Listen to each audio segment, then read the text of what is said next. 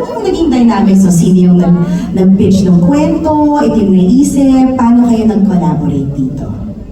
Sana wala si Justin. Balikan ba natin? Hindi ko po masabi Ang kung sakit paano ba? ako makapag-collaborate eh. Pero napapanood ko sa mga interviews nila, ano daw, makulit daw po ako. Pero kasi po, siguro mahirap ako katrabaho, pero kasi hanggat hindi ko naiintindihan yung mangyayari. Lagi ako makipag-argue. Ganun po ako makapagtrabaho. Until maplansya namin lahat, tapos nandun ako sa same page. Ganun po ako magtrabaho. Pero hopefully, hindi naman ako naging mahirap makatrabaho.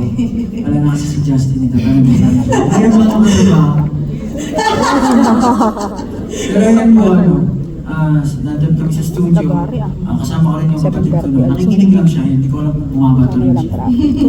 Pati si Sayan, yan po, binuo po namin yung storya. Kasi in my mind, pag gumagawa ko kasi ng album, ano yung pagsipol, pagtatag, hanggang sa sulat bukas.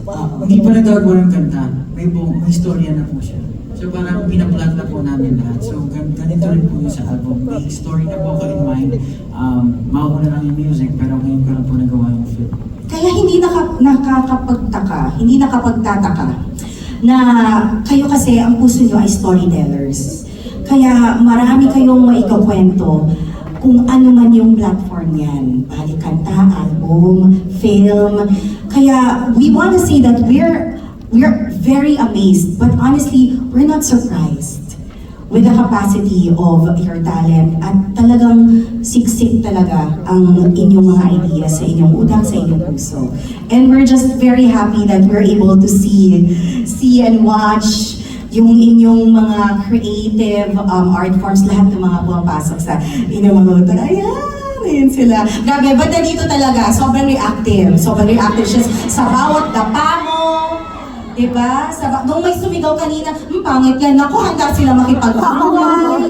Grabe. Nasa likod ko rin. You know, honestly, seeing the posters and then the posters na dyan sa labas, iba't ibang klase ng posters, parang I wasn't sure kung thriller ba to or horror ba to? Kasi it reminded me of The Witch o kaya Silence of the Lambs o kaya, di ba? Tapos meron ka isang poster doon na parang very anime to.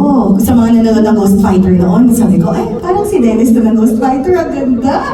So yun, so naging parte ba yun ng creative process mo? Like, talagang you wanted something mysterious, yung parang gano'n. Opo, talagang ganun po siya. May suspense and mysterious.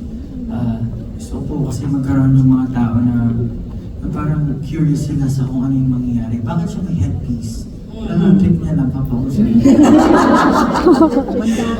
So I leave them to the audience kung ano yung interpretation na. Pero Exciting and sayang, tapos na yung Halloween. It's perfect.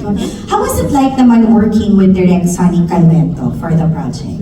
sobrang chill po ni si Direk Sonny. Nasaan ba siya? Nandito ba siya? Nasa Q Cinema ata po si Direk Sonny, tama po? Alright. Busy. Sobrang